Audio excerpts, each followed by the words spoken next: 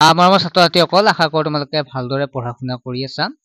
ছাত্ৰ-ছাত্ৰীসকল, তোমালোকৰ second unit evaluation বা হাফ ইয়াৰলি পৰীক্ষা বিভিন্ন ঠাইত বিভিন্ন হিচাপে পৰীক্ষাটো হয়। হাফ ইয়াৰলি হিচাপেও হ'ব পাৰে বা ছেকেণ্ড ইউনিট ইভালুৱেশ্যন হ'ব পাৰে। তোমালোকৰ বহুতৰে 100 নম্বৰ থাকে, কিছুমানৰ 50 নম্বৰ থাকে। গতিকে নাম্বাৰটো যিয়েই নহওক, তোমালোকে ইয়াৰ পৰা কিন্তু কমন যে পৰিব সেইটো 100% চিয়ৰ। তোমালোকে প্ৰশ্ন পাবা ইয়াৰ পৰা, তোমালোকে পৰীক্ষা দি ক'ব পাৰিবা যে ইয়াৰ পৰা এটা হ'লেও কমন পৰিছে। ছাত্ৰ-ছাত্ৰীসকল, মই যোৱাবাৰ তেনেকুৱা ধৰণে যিটো এনুৱেল পৰীক্ষা আগতে মই ক্লাছ 8ৰ দিছিলোঁ, তাৰপিছত বহু ছাত্ৰ-ছাত্ৰী কমন পৰিছে আৰু সেইবাবে মই ইয়াৰ পৰা দিছোঁ। ইয়াৰ পৰা যিকোনো কমন পৰিব ছাত্ৰ-ছাত্ৰীসকল, তেনেহ'লে আমি প্ৰশ্ন আগবঢ়াইছোঁ।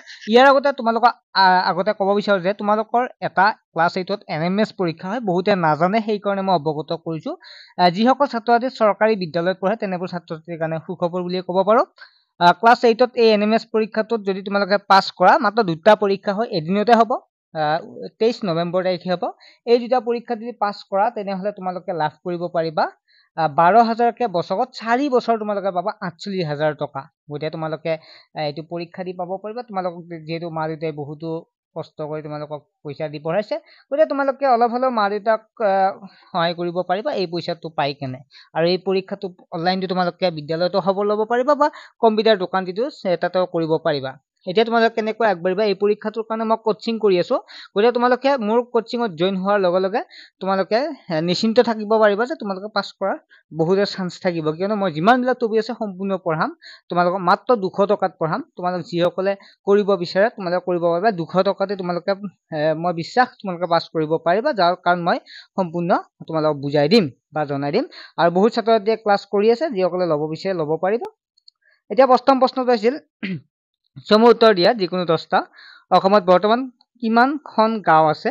চুনামি শব্দটোৰ অৰ্থ কি? মহাসাগৰীয় সোঁতৰ সৃষ্টিৰ কাৰণবোৰ কি কি? কাগজী মুদ্ৰা কোন বেংকে ছপা কৰে?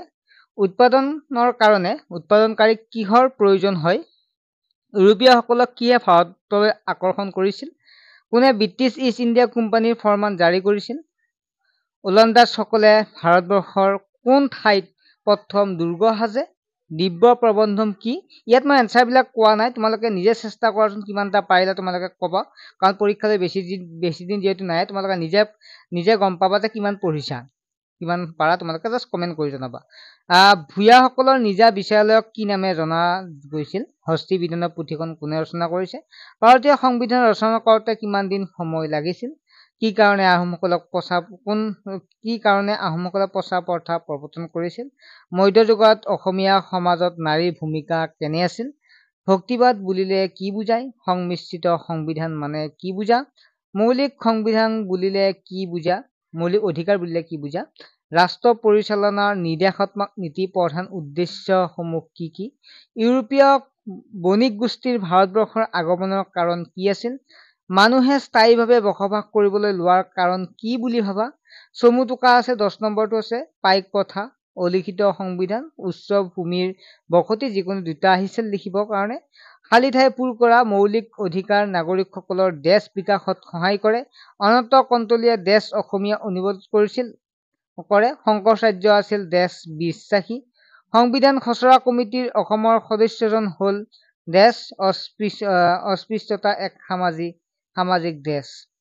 আত্মসহায়ক গোটৰ গঠন, লক্ষ্য আৰু উদ্দেশ্যসমূহ বহলাই লিখা।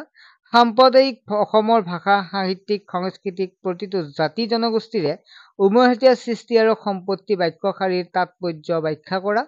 অশুদ্ধ বা শুদ্ধ নিৰ্ণয় কৰা। বাণিজ্যিকভাৱে উপনিৱেশবাদক উদগনি যোগাইছিল। বৰ্ধিত জনমূৰি আয়ে দেশৰ উন্নয়নত অন্তৰায় সৃষ্টি কৰে। নেটফিৰ মুখ্য কাৰ্যালয় শ্বিলঙত আছে। দেশৰ জৰুৰীকালীন অৱস্থাত নাগৰিকে সকলো মৌলিক অধিকাৰ উপভোগ কৰিব পাৰে। ছাত্ৰ-ছাত্ৰীসকল, নিশ্চয় তোমালোকে প্ৰশ্নখন গম পালা। কেনেধৰণৰ প্ৰশ্ন আহে তোমালোকে অলপ হ'লেও আইডিয়া এটা ল'ব পাৰিলা, আৰু ইয়াৰ পৰা কমন পৰিব। তোমালোকে এইখিনিও চাই যাবা।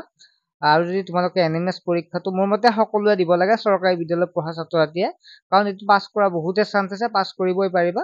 আৰু তোমালোকে অনলাইন পঢ়াৰ কাৰণে চিন্তাই কৰিব নাই, মোৰ লগতে পঢ়িব পাৰিবা। মাত্ৰ 200 টকাত তোমালোকে পাৰিবা। যিটো নাম্বাৰ আছে এই নাম্বাৰটো SMS কৰিবা, তোমাৰ নাম, ক্লাছ আৰু ডিষ্ট্ৰিক্টখনৰ নাম উল্লেখ কৰিবা।